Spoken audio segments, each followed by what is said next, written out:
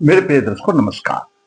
प्रिय दर्शकों, ऋषि ज्योतिष में मैं आपका दिल से स्वागत करता हूं और आपको धन्यवाद भी देता हूं कि आप मेरे वीडियो बड़ी उत्सुकता से देख रहे हैं। आपसे आग्रह भी करता हूं, आपको अच्छा लगता है तो लाइक कर दीजिए ताकि मुझे भी पता लगे कि मेरा वीडियो मेरे दर्शकों को कितना अच्छा लगा है।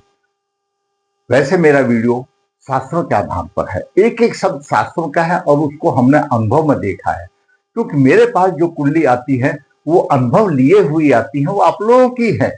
जो कुंडलियां किसी न किसी माध्यम से आई, लाइव में आई या आपने कमेंट बॉक्स में लिखा, वॉटेवर जो भी हो, तो वो अनुभव ही है आपसे जो मिला है, वही मैं आपके साथ साझा करता हूं। तो अभी बात करेंगे, एक जातक का प्रश्न आया कि गुरुजी खर्चा भी बहुत है, शिक्षा में भी परेशानी रही, संतान की समझ में भी दिक्कतें आई, क्या है हमारे कुंडली में ऐसा योग जो हम परेशान होते हैं, धन से परेशान होते हैं, हमारी आमदनी भी अनियमित है और हम जहां विश्वास करते हैं वहां हमको धोखा भी मिल जाता है। क्या है हमारी कुंडली में? तो दर्शकों बात करेंगे क्या है, तो आपकी कुंडली भी इस तरह की हो सकती है, तो आप सजग हो जाएं। दर्शकों, ये कुंडली के 12 भाव हैं। लगन का भाव, लगन स्वयं का प्रति, द्वितीय भाव धन का, तृतीय पराक्रम, चतुर्थ भाव धनुषु का, पंचम भाव शिक्षा बुद्धि विद्या का, श्राम का, छठा भाव रोग शत्रु का है और सप्तम भाव जीवन साथी का है। अष्टम भाव गूढ़ ज्ञान है, आयु का है, दीर्घकालीन कष्टों का। नवम भाव भाग्य भाव, दसम भाव प्रतिष्ठा का भाव है, कर्म का भाव है, एकादश भाव आमदनी का, द्वादश भाव खर्च का भाव है।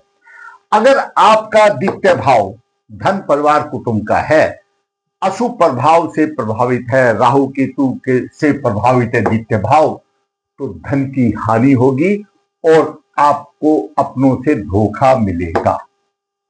अगर आपका एकादश भाव शुभ स्थिति में नहीं है, भाव का स्वामी शुभ स्थिति में या ग्रह वहां पर ठीक नहीं है, पीड़ित है, तो आपको आमदनी अनियमित होगी। दसम भाव आपका प्रतिष्ठा का है, कर्म का भाव है।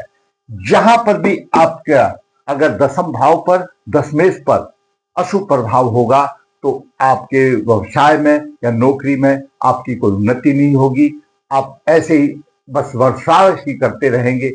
फिर आता है ये अष्टम भाव। अष्टम भाव में दो बिंदु ऐसे हैं, एक 64 नवास और 22वां देशकांत।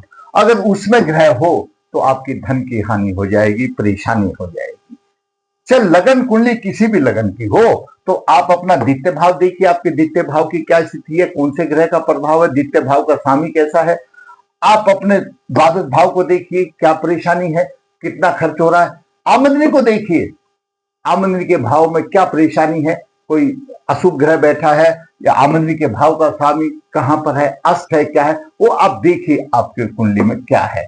और फिर दसम भाव और दशमेश को भी देखना मत भूलिए, तो ये तो मेन चीज है।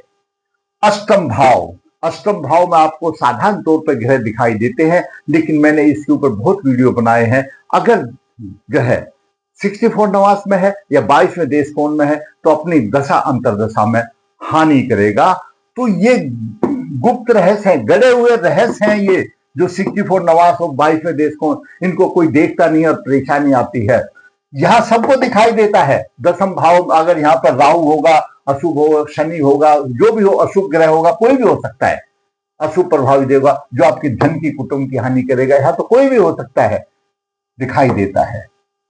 आमदनी के भाव में भी स्पष्ट दिखाई देता है, सिर्फ आपको देखने की जरूरत है, उसमें कोई दिक्कत नहीं। अब हम बात करते हैं कुंडली जो आई है, जिसका द्वितीय भाव भी पीड़ित है, आमदनी के भाव का भी पीड़ित है, दसम भाव भी पीड़ित है और ग्रह 64 नवास में है। लगन कोई भी होने दो, अगर ये इस तरह से मैंने आपको स्थिति बताई तो आपकी आमदनी अनियमित होगी, आपको धोखा मिलेगा, परिवार से धन की हानि होगी, परेशानी होगी, शिक्षा संतान की भी परेशानी होगी। अब बात करते हैं कुंडली में 28 अगस्त 1973 शुक्ल पक्ष 1, पूर्व फाल्गुन नक्षत्र 1, मंगलवार का 12:40 का दोपहर का समय है। द्वितीय भाव में राहु 11 डिग्री 5 मिनट लेकर के है और द्वितीय भाव का स्वामी गुरु नीच राशि में वक्री है, तो यहां पर अच्छा फल देगा। अच्छा फल देगा हिसाब से, क्योंकि वक्री हो गया तो उसका माना जाता है।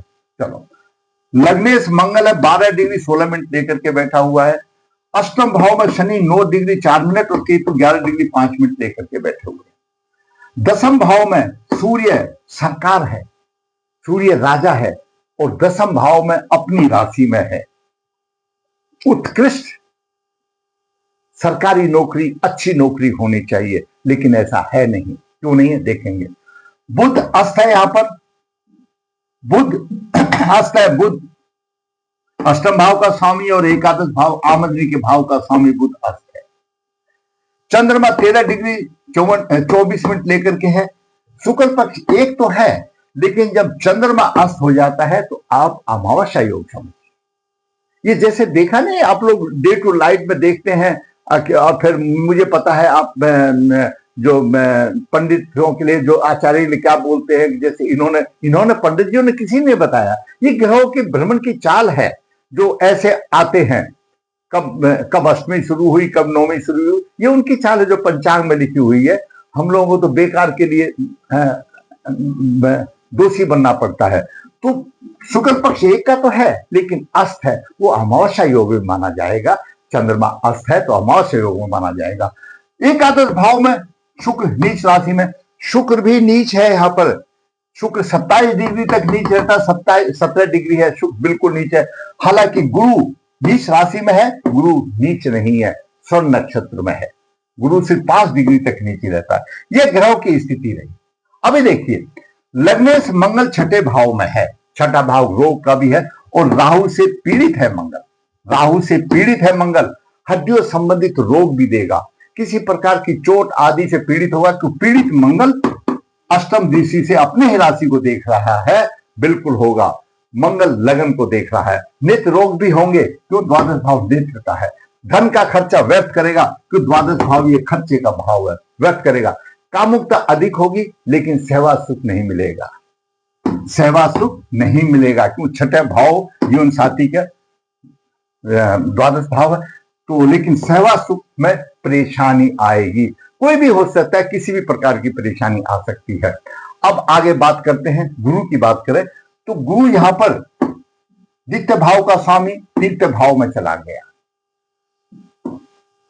तो यहां पर थोड़ा सा भाई बहन में यानी बकरी हो गया तो थोड़ा सा मधुर देगा, नहीं तो वैमनस्य वैर रहेगा। शिक्षा संतान का स्वामी यहां पर है और यह भी दोष लग जाता है। जब पंचम भाव में गुरु की राशि और गुरु ना देखे तो शिक्षा संतान में परेशानी आ जाती है, दोषी हो जाता है। संतान बुद्धि के पक्ष में परेशानी आती है, परंतु उच्च दृष्टि से भाग्य भाव को देख रहा है, भाग्य को उज्जवल करता है। यहां पर एक और की पॉइंट है, क्योंकि यहां पर कर्क राशि है, चंद्रमा भी शुभ स्थिति में होना चाहिए, तभी भाग्य प्रबल होगा, क्योंकि बलवंता है। चंद्रमा का जो पद है युवराज है, वो गुरु से ऊंचा है। जैसे आप देखा होगा राज दरबार में सूर्य राजा है तो चंद्रमा युजमान है। चंद्रमा स्वयं अस्त है तो पूरा भाग्य का साथ नहीं दे सकता। चंद्रमा शुभ स्थिति में हो तो होगा, क्योंकि चंद्रमा जिस चीज को नहीं दे रहा है बाकी ग्रह नहीं दे सकता, लेकिन हाँ फिर भी ये मानो भाग्य का साथ देगा, भागवान होगा। अगर चंद्रमा शुभ स्थिति में होगा तो बहुत और अच्छा होगा माने, लेकिन है नहीं, चंद्रमा तो अस्त आ गया।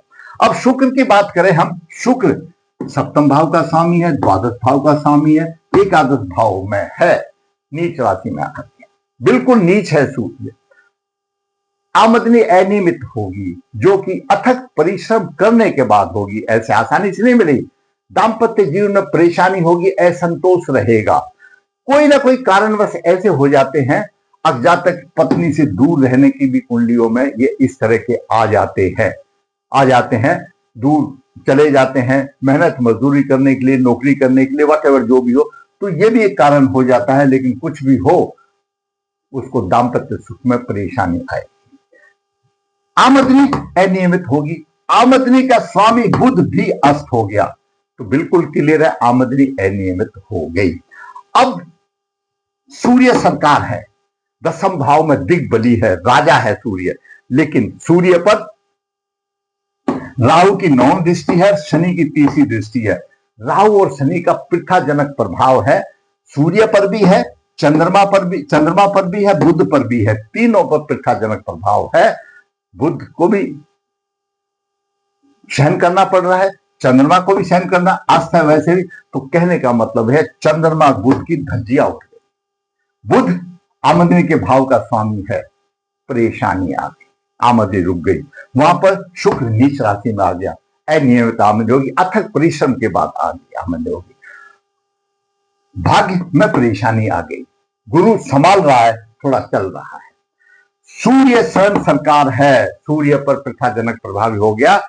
तो ऐसी कुंडलियां ही तो निम्न स्तर की नौकरी देते हैं, बेशक सूर्य अपनी राशि में है।